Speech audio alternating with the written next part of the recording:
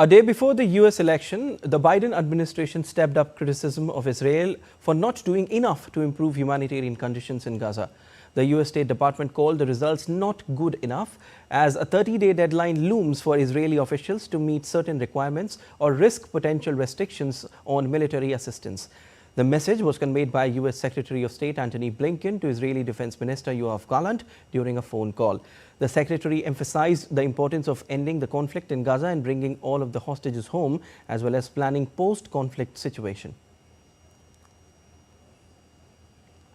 As of today, the situation has not significantly turned around. We have seen an increase in some measurements. We've seen an increase in the number of crossings that are open, but just if you look at the stipulated recommendations in the letter, those have not been met. We're not at the end of the period yet. They have not. If you look at what we ultimately judge, what we ultimately judge on, which is the results on the ground, the results are not good enough today. They certainly do not have a passing grade. They have failed. I said they have failed to implement all of the things that we recommend in that letter. Now, that said, we are not at the end of the 30-day period. It's not the end of the semester.